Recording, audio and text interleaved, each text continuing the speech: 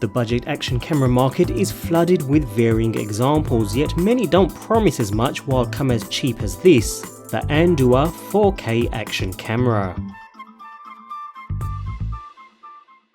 With a built-in display, wireless connectivity, and the various shooting modes and options we've become accustomed to with typical action cameras, the Andoer looks rather impressive, on paper at least, even more so when you consider its relatively low price of around $40 or less. And the package is pretty decent too, bundled with a range of GoPro compatible mounts including adhesive mounts, brackets, clip mounts, tethers, even a pole mount, all the basic stuff to get you started. It's all pretty cheap quality mind, but still good to see you get a rather substantial package alongside the camera itself, which comes well protected in a separate box. The clear plastic underwater housing helps make the camera waterproof, dustproof and shockproof, all pretty much standard nowadays. Of course, there is a slight difference in placement of buttons, but it's still almost a direct clone of the GoPro Hero 4 housing, complete with a standard attachment point compatible with the GoPro mounting ecosystem, as well as the same top clasp found with Hero 4 housings. When you take the camera out of its casing, the feeling of manufacturing quality is more prominent. Similar in size to most of the competition, the camera feels neat, sturdy and safe in the hand, thanks to its hardened plastic finished body. There's nothing that stands out and impresses me as such, but at this price point you're definitely getting your money's worth. On the front we have the main 170-degree wide-angle lens backed by a 16-megapixel sensor. There's little in the way of technical data on this unit, but it's supposedly capable of 4K video footage at 30 frames per second, which I'd take with a pinch of salt. It's more likely interpolated 4K, so standard 1080p is likely the sweet spot. Nevertheless, the command layout is logical and self-intuitive, with a power and mode button on the front, a shutter button at the top, and two directional buttons on one side, all used to browse through the menu, operate different modes, and capture footage. Each button feels crisp and precise with a clearly defined click, although naturally when in its waterproof housing they will require more force. On the opposite side we have the standard cluster of micro HDMI, micro USB for charging and data transfer, and a slot for the micro SD memory card to be inserted. Finally, the bottom incorporates a cavity for the included 900mAh battery, which supposedly provides around 90 minutes of recording time at 1080p. Pretty standard stuff. Finally, we have a front-facing LED along with status LEDs on the top and back of the device, where we also find the unit's 2-inch LCD display. All in all, what we have here is a pretty standard action camera configuration with a good level of build quality, although nothing we haven't really seen before.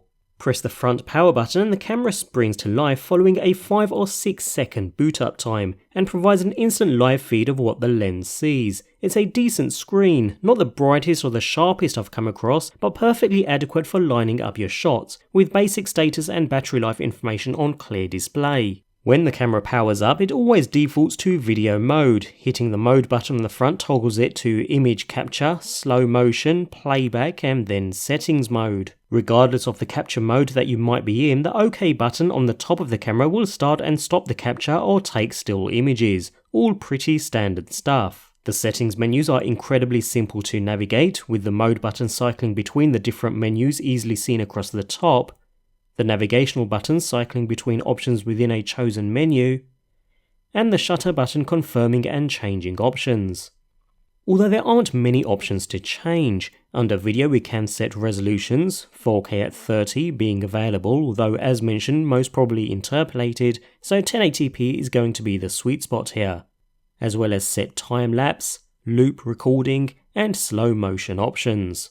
Image capture options allow resolution to also be set, as well as auto or timed capture, and even a burst mode setting the camera calls drama shot, capturing up to 10 images a second.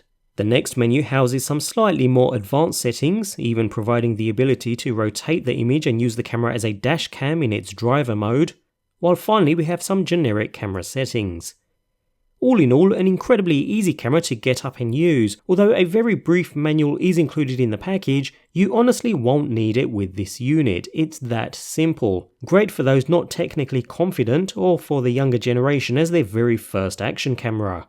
Of course, enabling the camera's built-in wireless connectivity provides the ability to use the companion app, which is available on both iOS and Android platforms, and we receive a live feed of what the camera sees. And although I expected a fair amount of lag here, I was actually quite surprised. There's very little of it. Anyways, with the app we can cycle between the shooting modes thanks to the nice large buttons, changing options between modes, while a second press of the same active button starts or stops capture, all pretty basic stuff. We can then play back captured content, which can stream a little slowly mined, as well as download it to your device, which is even slower, or delete it altogether. Finally, we can change all camera settings quickly and easily. All settings available through the camera are available here and all work pretty well.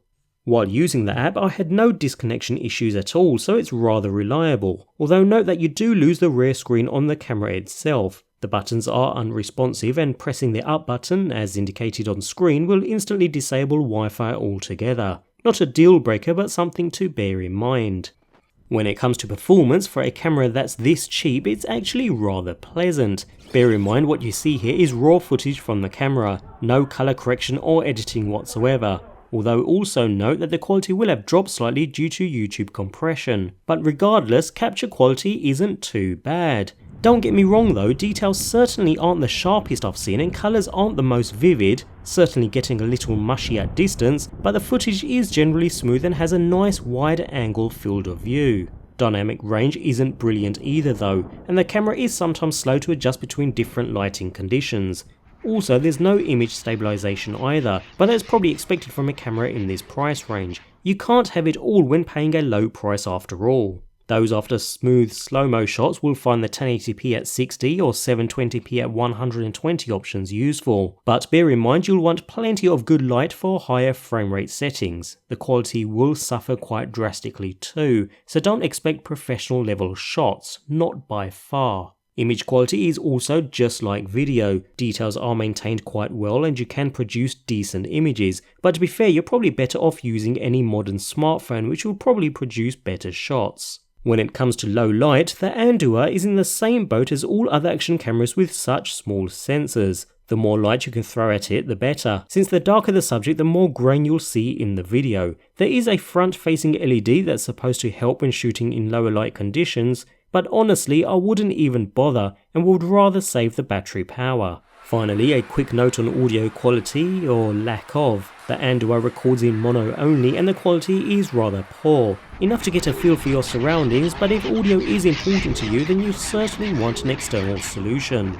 As it stands though, the Andoer is a standard action camera. At around $50 or less, users get a good overall package for their cash, with a camera that can supposedly shoot up to 4K HD at 30 frames per second, although I'd stick to 1080p as the sweet spot. It's easy to use with that built-in screen along with a menu structure that's easy to navigate and makes changing settings a breeze. If remote operation is what you're after, the app is just as easy to use and well structured. In short, although the Andoer makes for a decent budget level camera, you'll get better quality from most modern smartphones nowadays. If you're after high quality shots to produce good quality content, you'll want to stay away from this and look elsewhere. Although if it's for social media, then it's not too bad.